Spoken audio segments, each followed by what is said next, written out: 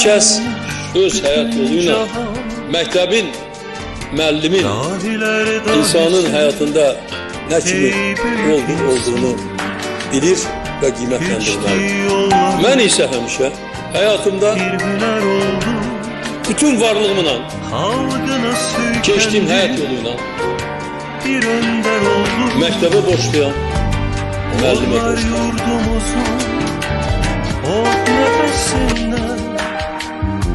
Yüreği güç aldı, sözü güç aldı. Dönmedi yoluna, əzəmətindən, xalqın hikmətindən, məhəbbətindən.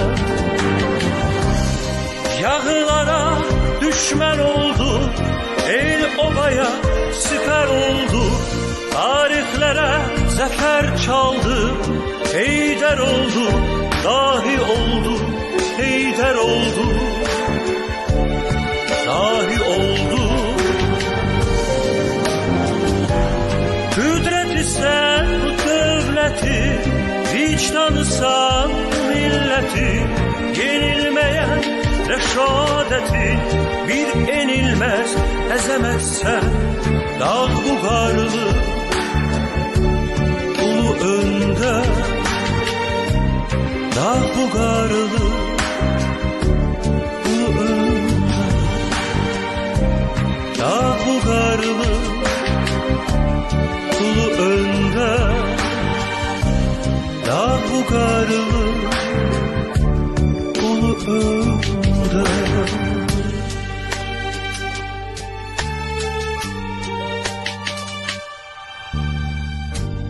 Qüdrətinə heyran olmuş bütün cahan, dahilər dahisi, ey büyük insan. Geçti yolları bir hüner oldu, halkına söykendi, bir önder oldu. Odlar yurdumuzu od nefesinden, yüreği güç aldı, sözü güç aldı. Dönmedi yoluna, əzəmətindən, xalqın hikmətindən, məhəbbətindən. Yağılara düşmən oldu, el obaya siper oldu. Tarixlərə zəfər çaldı, Heydər oldu, dahi oldu, Heydər oldu, dahi oldu.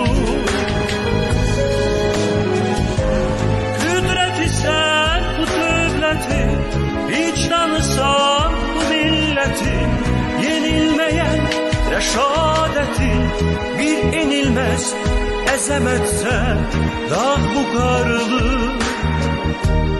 ulu öndər, dağ buğarlı, ulu öndər, dağ buğarlı,